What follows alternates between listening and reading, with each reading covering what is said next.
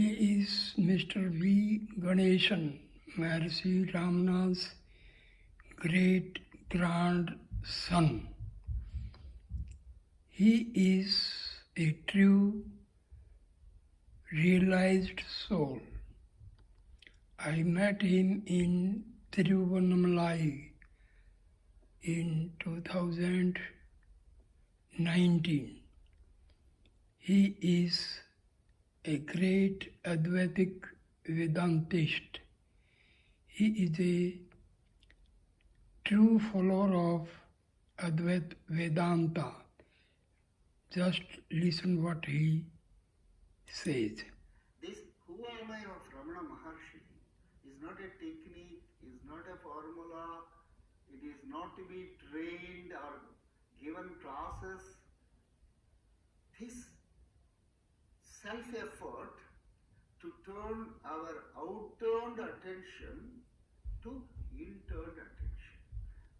That's all one movement of outward to inward, and the rest of the things you yourself know. That's why Maharshi calls it as inner guru.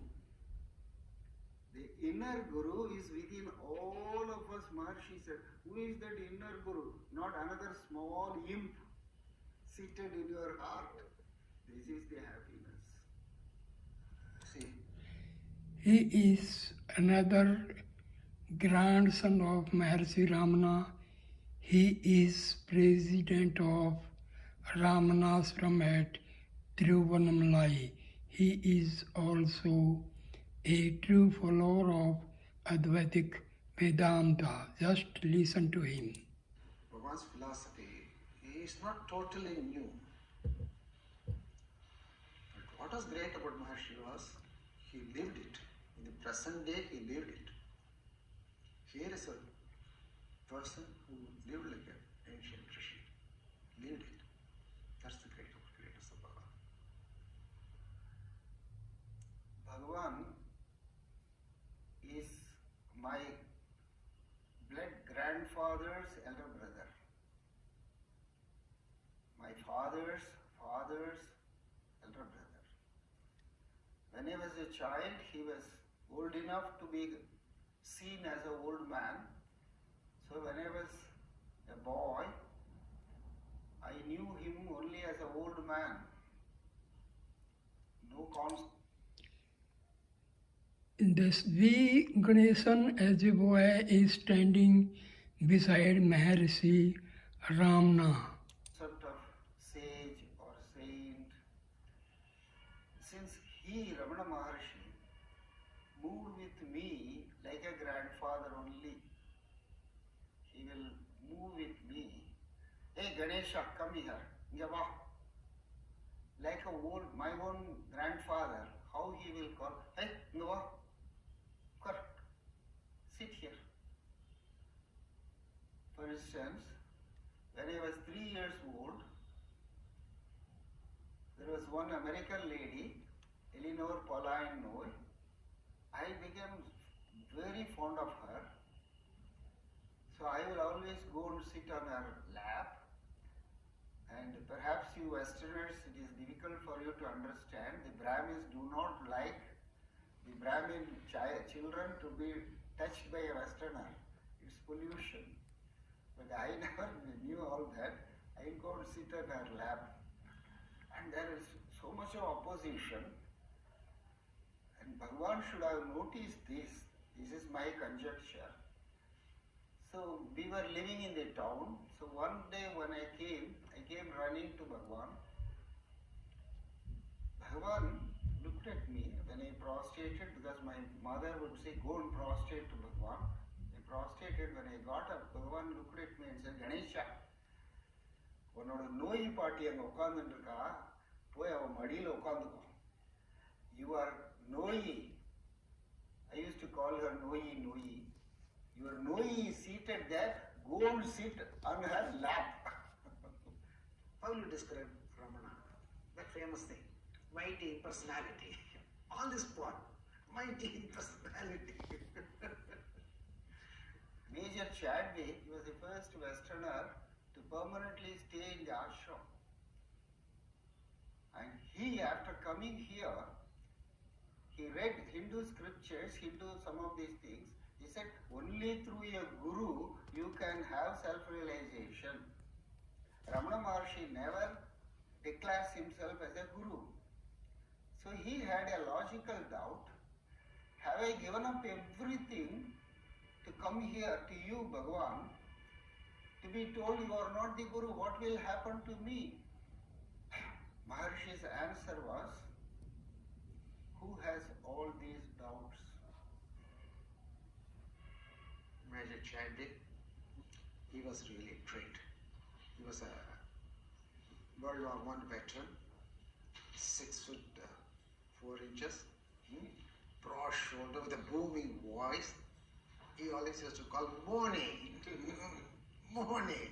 He was fond of me. It was, I told you, his dedication, his surrender to Bhagavan. He had an incisive mind though. He would not take anything for granted. You see, the reminiscence, if you read, is a beautiful reminiscence of the reminiscence. Chadwick's reminiscence is the best of you say. But the very fact he was totally surrendered. Those days, coming all the way, conveniences were not there and all that. You could imagine. It was great. Morris Friedman, that story you know, no?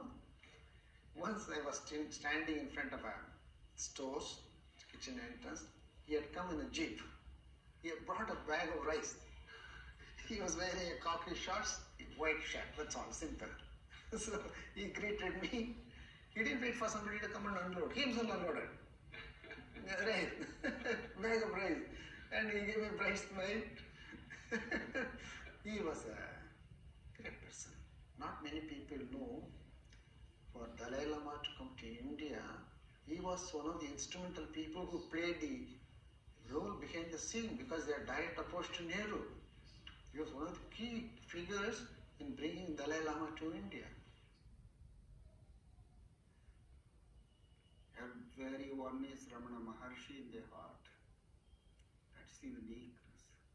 There is no, there can never be a school of Ramana Maharshi, but everyone will be Ramana Maharshi. Not disciples of Ramana Maharshi, not a school or a religion of Ramana Maharshi will never come. We all felt absolutely natural in his presence. Totally at comfort, natural in his presence. See, in a conservative South Indian, especially Brahmin family society, you don't know. You try to keep a distance from elders, more so from a Swamiji and all that. No. In the presence of Bhagavan, we felt all natural, so natural. That explains also, see, why the birds, animals, everything, they all were so close to him.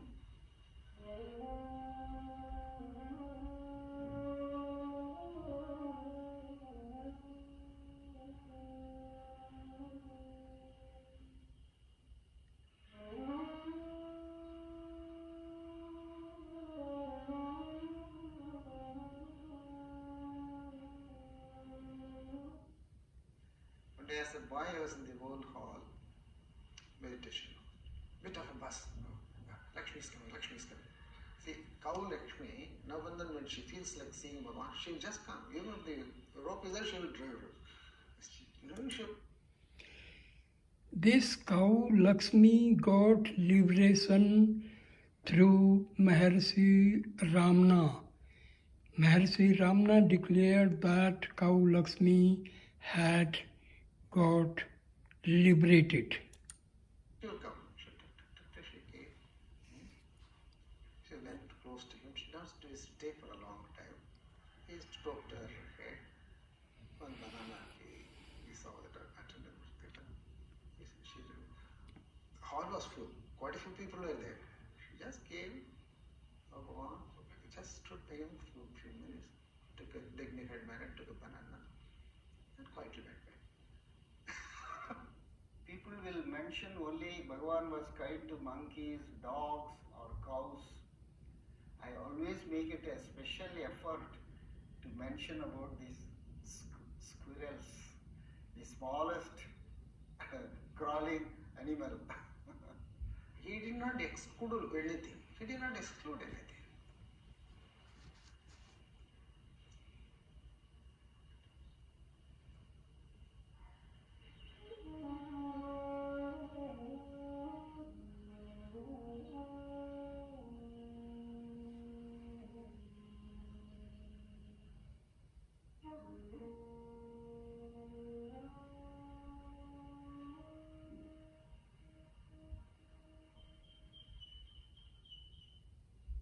All religions advise you to pay attention on God, which they conceive of outside of you.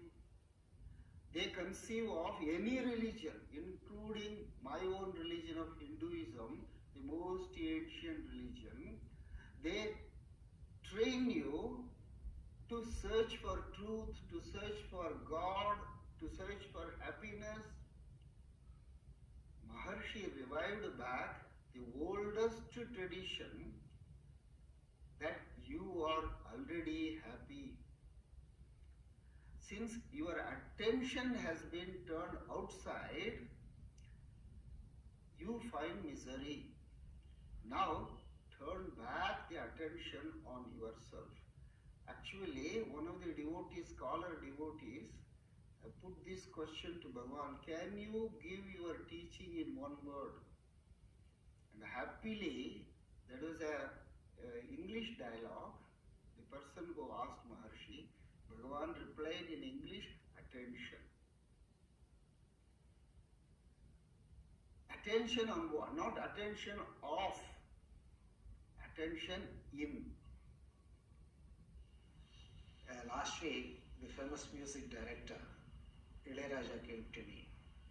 Adina, did you see the November calendar photograph of Bhagavan? 2012. Yes, good photograph. See that? They immediately brought and saw. You know the picture when you see Bhagavan walking, it's apparently rainy day with an umbrella. Close to the well, just behind him the wall almirah is there. Wall almirah reflection is there. But Bhagavan's reflection is not there in the picture. What is it? It's amazing. It is not a Photoshop picture. It's a true photograph. In the November photograph you see of 2012 calendar. It says, look, he is not the body. Where is the body there? In fact, he was your body is not there. That everyone is Ramana Maharshi. That is the uniqueness of Ramana Maharshi.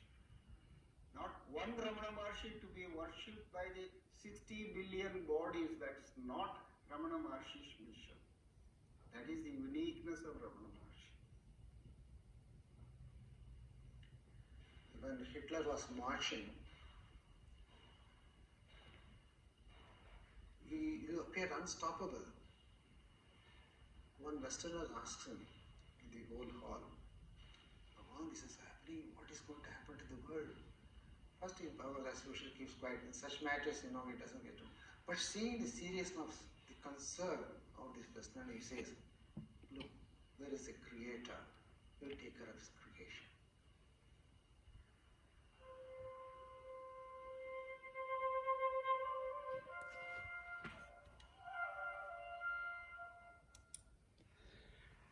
This is holy Tiruvannamalai city, and this is one of the oldest temple in India.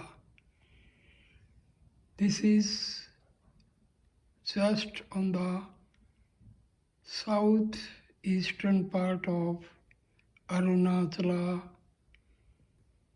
Shiva. This is a very vast monument of great Hindu architecture.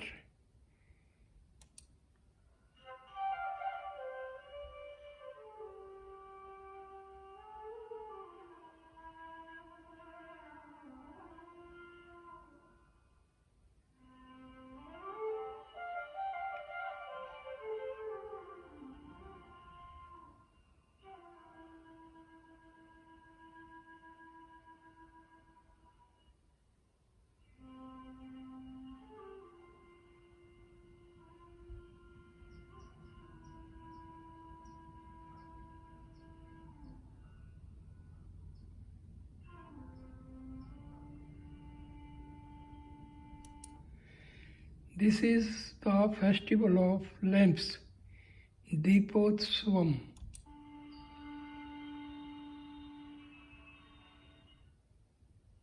So happiness is Maharshi's teaching. Happiness is our See, happiness and soul and God, bliss, peace, same thing. No difference between these things. real state is one of the most famous statement of Ramana Maharshi. It is 100% true.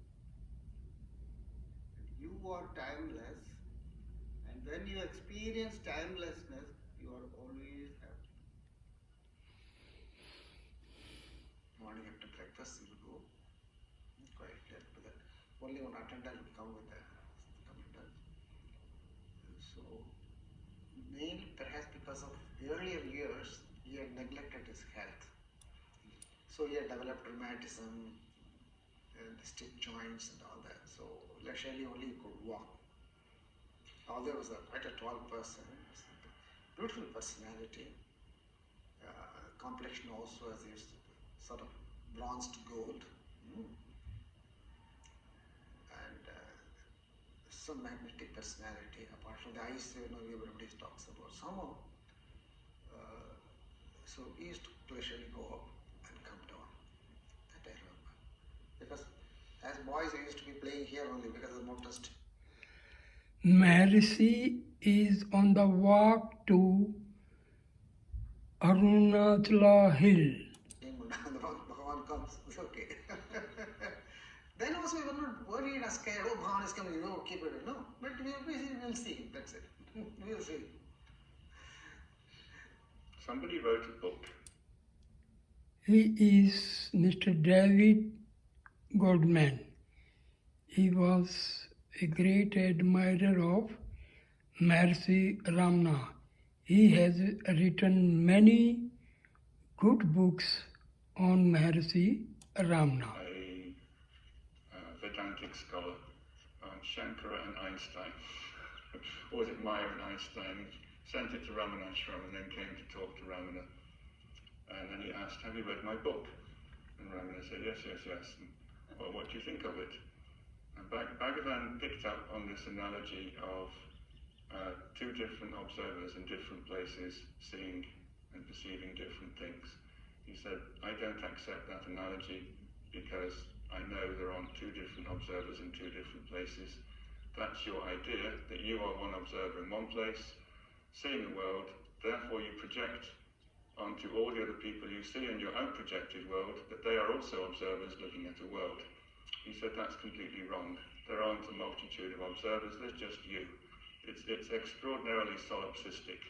So he said you can't formulate a theory that I will accept that includes independent, separate observers. He said there aren't any observers, not even one. Look, sitting in the old dining hall, I have observed, we used to quietly watch.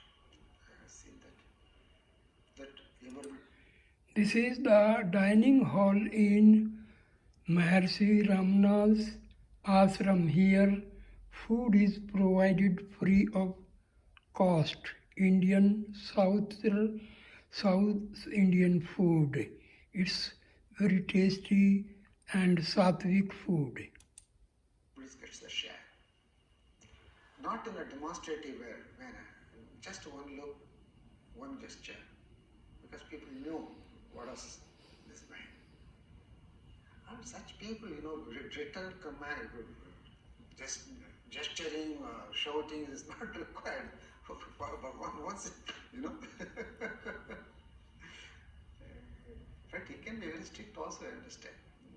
Some of the old redundants have said, he can be very strict in such matters. You cannot take liberties. That is, say, quietly giving more portion to Bhagavan, There is one verse which they every Saturday they sing in the ashram. Ramana said Guru, Ramana said Guru, Ramana said Guru, Rayane, Ramana said Guru, Ramana said Guru, Ramana said Guru Rayani. This was written in 1902 or 3. And this is the famous song sung by every Tamil knowing devotee of Bhagavan. So they would sing even when Maharshi was in the body in his presence. And so suddenly Muruganar one day noticed Bhagavan was also singing. Ramana said Guru, Ramana said Guru. And he being an intellectual, quiet, he said after the poem was over, Bhagavan, this is in praise of you and you are also joining us. He said, what to do? There is only one Ramana Sadguru for all. He is in the heart.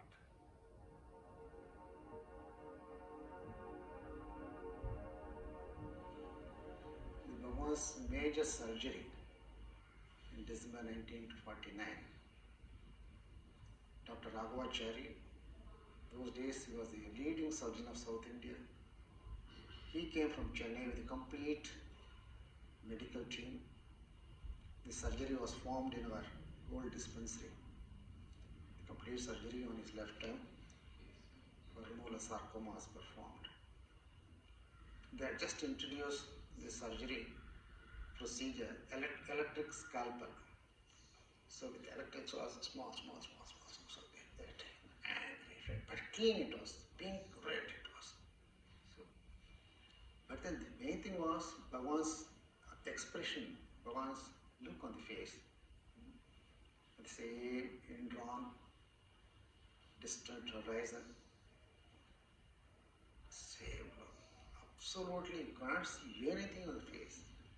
Pain or nothing, no expression. Same, certainly, absolutely serene face. That's all. Absolutely. Then Raghavachari connection, the doctor, he served his tenure in the government hospital, retired and all that. And Ashram got lost in touch with him. Much later we came to know he's still alive. So I got his address. I went to see him. Impressive personality, tall, very elegant gentleman, elderly by that time. I asked him, sir, you had performed an operation on Bhagwan. What was your impression, sir? He slowly, calmly said, throughout the operation, no, two things he clarified. One, there is a general feeling Bhagwan never took anesthesia. That is not correct. But what was for such a major surgery, general anesthesia was required. Bhagwan refused. Then I asked him at least local anesthesia, that he permitted. With local anesthesia, we performed the major surgery. So throughout, he was alert and awake. There are absolutely no changes. No change in his face. Throughout the surgery. Then I added also, I'm a hardened surgeon. Throughout my life, I've seen so much of blood, suffering, pain, and all that. But this was a revelation to me. That a human being can transcend the body. That day I could see Bhagavan. Even the last moments, Muruganar, the senior-most devotee, who was feeling that Ramana Maharshi is going to die, he cried and cried before Bhagavan in the Nirvana room. Bhagavan said, I have told you many times, if you identify Ramana Maharshi with this body, you are going to be disappointed. But Muruganar replied back, I know that Bhagavan, but still... He is Muruganar, Bhagwan Ramana Maharshi's direct disciple. He was a poet, a great scholar of Tamil language. I am not able to. Do you know, Muruganar, why you are identifying again and again Ramana Maharshi to this body? He pointed out his body. Because you have not released yourself by identifying with your body as Muruganar. That was Muruganar's final initiation. Amazing, no? This modern times, such a human being has lived with us in the very recent past.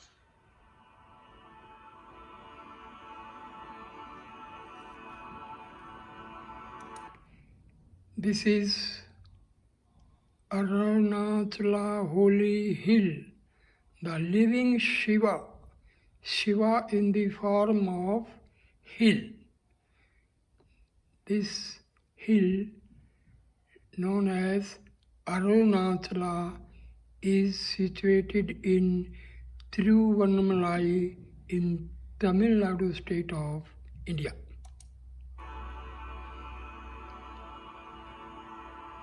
Sri Ramana did not just give out practical advice. He was an immense spiritual dynamo who could use his power and his presence to eradicate the false ideas his visitors had about themselves, and then show them the reality of who they truly were. This is the role and function of the true Guru, to dispel the darkness of individual ignorance and reveal the true abiding state of what remains when that ignorance has vanished.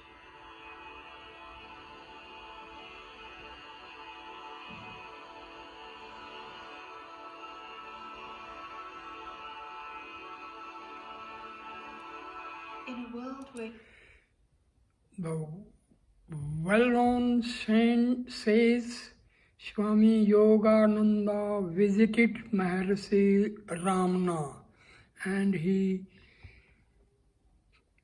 got some queries solved by Maharshi Ramana. gurus are generally known more for their misdemeanors than their teachings, Sri Ramana led an impeccably saintly life. He owned nothing, he was a natural celibate, and he was available to seekers at all times of the day and night.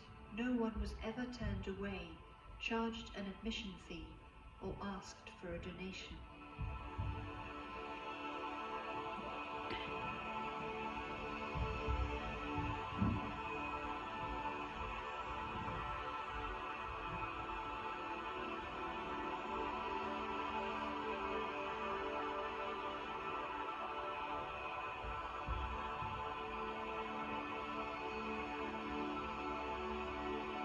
Though Sri Ramana is no longer teaching through a body in Tiruvannamalai, his presence is still felt by those who are actively trying to put his teachings into practice.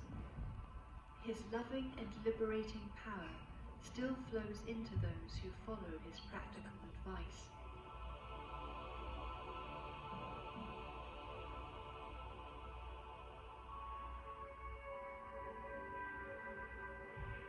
The purity of his life and the simplicity of his practical